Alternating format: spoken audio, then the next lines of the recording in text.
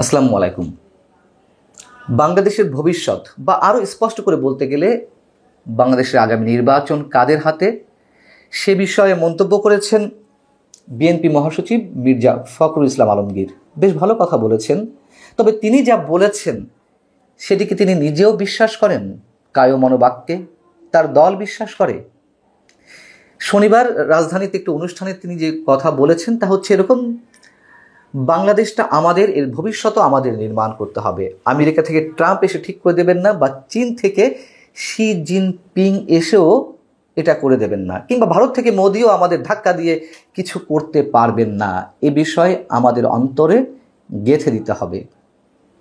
5 আগস্টের পর থেকে ছাত্র সমন্বয়করা বা জাতীয় নাগরিক পার্টির নেতারাও এ ধরনের গরম গরম বক্তব্য দিচ্ছেন। এসব বক্তব্যে মঞ্চ গরম করা যেতে পারে, হাততালি পাওয়া যেতে পারে, বাহবা পাওয়া যেতে পারে, কিন্তু বাস্তবতাকে পাশ কাটিয়ে মানুষকে যেগুলো বোঝানো হয় সেগুলো আসলে মানুষের সঙ্গে স্রেফ প্রতারণায়।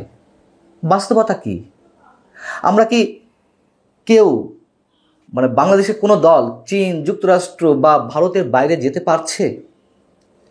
এবারে নির্বাচনও যে এইসব শক্তির কেউ না কেউ খেলবে এবারে নির্বাচন নিয়ে, সেটিও অন্তত আমি স্পষ্ট করে বলে দিতে পারি।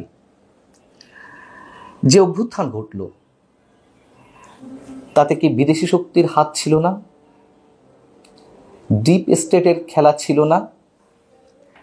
আন্দোলন সফল না হলে ছাত্ররা সশস্ত্র বিপ্লবের পরিকল্পনা করে রেখেছিল। এই কথা তো সরকারের স্থানীয় সরকার বিষয়ক উপদেষ্টা, ছাত্র সমন্বয়কদের অন্যতম আসিফ মাহমুদ সজীব ভুঁইয়া তিনি প্রকাশ্যে বলেছেন, গণমাধ্যমের সাক্ষাৎকারে বলেছেন, যদি সশস্ত্র বিপ্লবের পরিকল্পনা থেকেই থাকে বা থাকতো, সেক্ষেত্রে তাদেরকে অস্ত্র দিচ্ছিল কারা? কোন দেশ থেকে অস্ত্র আসছিল? তাহলে সেই দেশ খেলছিল এই বাংলাদেশের ভবিষ্যৎ নিয়ে। বিগত তিনটি নির্বাচন, 2014, 2018, 2024, যে ভয়ঙ্কর প্রহসনমূলক নির্বাচন হলো, সেই 3টি নির্বাচন কি ভারতের প্রত্যক্ষ সহযোগিতা ছাড়া আওয়ামী লীগের পক্ষে করা সম্ভব ছিল? নিশ্চয় ছিল না। তাহলে বাংলাদেশের ভবিষ্যৎ কারা নির্ধারণ করছে? বাংলাদেশের জনগণ। এবং এই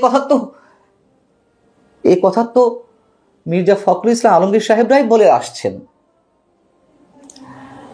বিএনপি তো যুক্তরাষ্ট্রের দিকে তাকিয়েছিল। এটা কি মিথ্যা? 2024 7 জানুয়ারি নির্বাচনের আগে পিটার হাসের যে দৌড়ঝাঁপ, মার্কিন কর্মকর্তাদের যে দৌড়ঝাঁপ, বিএনপি তাদের উপর পুরোপুরি নির্ভরশীল হয়েছিল না? সেই নির্বাচন যুক্তরাষ্ট্র ঠেকাতে পারেনি বলেই 5 আগস্টের পর থেকে বিএনপির নেতাকর্মীরা তো যুক্তরাষ্ট্রের নাম সহ্য করতে পারত না। এবং এই যে অন্তর্বর্তী সরকার 5 বছর ক্ষমতায় থাকার স্বপ্ন দেখছে, মানুষের মুখ থেকে বের করানোর চেষ্টা করছে, কোনো উপদেষ্টা ওপেন বলে ফেলছেন তাদের যে খায়েশ, যে খোয়াব ক্ষমতাকে দীর্ঘস্থায়ী করতে, সেটিও কি কোনো না কোনো বিদেশি শক্তির পরোক্ষ বা প্রত্যক্ষ সহযোগিতা ছাড়া তারা এই স্বপ্ন দেখতে পারছেন? এই খেলায় তারা কতটুকু সফল হবেন আমরা জানি না, তবে মোটামুটি বলা যেতে পারে যে খেলায় তারা সফল হবেন না, সম্ভব না। যুক্তরাষ্ট্রের যে হাই প্রোফাইল টিম, নিকোলি চুকলি টাইপের কি নাম, মার্কিন উপসহকারী পররাষ্ট্রমন্ত্রী, এবং অ্যান্ড্রু আর হেরা, তারা যে বাংলাদেশ সফরে রয়েছেন, তারা যে রাজনৈতিক দলগুলোর সঙ্গে বৈঠক করলেন, সেই বৈঠকে নির্বাচন এবং সংস্কার বিষয় উঠে এসেছে। এবং তাদের কাছে মির্জা ফখরুল ইসলাম আলমগীরের দল বিএনপি তো মন্তব্য করেছে যে তারা ডিসেম্বরের মধ্যে নির্বাচন চায়। জামাত বলেছে রমজানের আগে তারা নির্বাচন চায়। কেন তাদেরকে বলতে হলো? যদি বিদেশি শক্তির উপরে বাংলাদেশের মানুষের ভাগ্য নির্ভর না করে, কেন তাদেরকে জবাবদিহি বা তাদেরকে জানাতে হলো যে তারা কোন সময়ের মধ্যে নির্বাচন চায়? তবে তারা ঠিকঠাক করবে, তাদের একটা ভূমিকা আছে, যদি প্রত্যক্ষ হোক কিংবা পরোক্ষ হোক। কেন তাদেরকে সংস্কার বিষয়ে কথা বলতে হলো দলগুলোকে? কেন মার্কিন এই হাই প্রোফাইল টিম সংস্কারের প্রতি সমর্থন জানালো ডক্টর মোহাম্মদ ইউনূসকে। এবং এর বিনিময়ে তো বা এর গভীরে তো আরও অনেক কিছু রয়েছে, আমরা যেগুলো আস্তে আস্তে জানছি।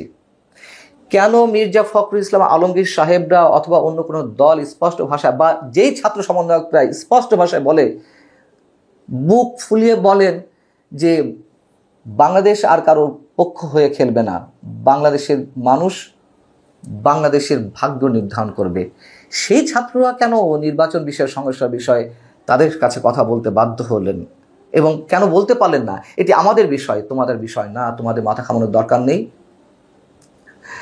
একই সঙ্গে এই নির্বাচন যে ভারতের উপরে নির্ভর করছে অনেকখানি, মানে পিছিয়ে যাওয়ার, এর আগে আমি বলেছি বিধানসভা নির্বাচন ভারতে এপ্রিল মের দিকে, জুনের টাইম ফ্রেমটা আমরা জানি না, নানান সমীকরণে অনেক কিছু মিলে যেতে পারে। এবং এই যে মার্কিন হাই প্রোফাইল টিম সফর করছেন, নির্বাচন নিয়ে সংস্কার নিয়ে আলাপ আলোচনা করছেন, প্রধান উপদেষ্টা থেকে শুরু করে বিভিন্ন রাজনৈতিক দলের নেতাদের সঙ্গে, এর ভিতরে তো মিয়ানমারে বাংলাদেশের করিডোর চাইছে মিয়ানমারে যাওয়ার জন্য। মানবিক সহায়তার নামে তারা কি পাঠাতে চায় আমরা তো জানতে পারছি। তারপরেও বলবো অবশ্যই সব কিছুর উপরে জনগণ সত্য, জনগণের একতাই সবচেয়ে বড় শক্তি। যেমন 5 আগস্ট প্রমাণ হয়েছে, কিন্তু এর পিছনে তো অনেক খেলা ছিল, কিন্তু জনগণকে সামনে নিয়েই সেই ডিপ স্টেটে খেলা চলে বা বিভিন্ন, কিন্তু জনগণকে সামনে নিয়েই সেই ডিপ স্টেটে খেলা চলে, অথবা নির্বাচন নিয়ে নানান ধরনের খেলা তো চলে। কিন্তু জনগণ তো বিভাজিত, এই দলগুলোই জনগণকে বিভাজিত করে রেখেছে। প্রত্যেক দলের যে সমর্থক গোষ্ঠী, আমার কখনো কখনো মনে হয় সেটি আওয়ামী লীগ হোক কিংবা বিএনপি হোক আর যে দলই হোক না কেন, তাদের যে কট্টর সমর্থক গোষ্ঠী রয়েছে, যা কিছু হয়ে যাক দলের কোনো ভালো থাকতে পারে না, এই শিক্ষাটা তো তারা দল থেকেই পেয়েছে। অতএব বড় বড় কথা বলে হয়তো হাততালি পাওয়া যেতে পারে, বাংলাদেশের মানুষের ভাগ্য এখনো পর্যন্ত বাংলাদেশের মানুষের হাতে এসে পারেনি। তিনি আরও বেশ কিছু ভালো কথা বলেছেন, যেগুলো না বলেই নয়, তারপর একটু যে মানে তিনি যে সত্য স্বীকার করে নিচ্ছেন, এই জন্য অবশ্যই তাকে অশেষ ধন্যবাদ। তিনি বলছেন যে বাংলাদেশে বহু সমস্যা আছে, এর জন্ম হয়েছে বহুত্ববাদের মধ্য দিয়ে, এটা নিয়ে অনেকের মধ্যে ভুল বুঝাবুঝি হয়, বহু চিন্তার মধ্য দিয়ে অনেক চিন্তা এসে এখানে একসঙ্গে রয়েছে। স্বাধীনতার সময় আমাদের নেতা অনেকেই ছিলেন, মাওলানা আব্দুল হামিদ খান ভাসানী, হোসেন শহীদ সোহরাওয়ার্দী। তিনি আরও বেশ কিছু কথা বলেছেন, সেগুলোতে অবশ্যই তিনি আরও বেশ কিছু কথা বলেছেন, এর জন্য তিনি অবশ্যই ধন্যবাদ পাওয়ার যোগ্য।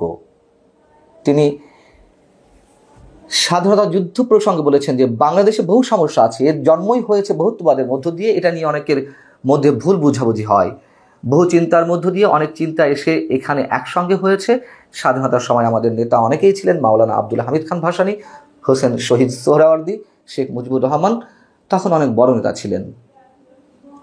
এখানেই উদারতা। আমরা এই সত্যটুকু যদি বিএনপির পক্ষ থেকে সবসময় জানতে পারতাম, অথবা এই ধরনের শব্দ জেনারেল জিয়াউর রহমান সম্পর্কে জানতে পারতাম আওয়ামী লীগের কাছ থেকে, যে তার কতটা ভূমিকা ছিল মুক্তিযুদ্ধে, নিশ্চয়ই আমাদের এত সংকট থাকতো না। আল্লাহ হাফেজ, ভালো থাকুন সবাই।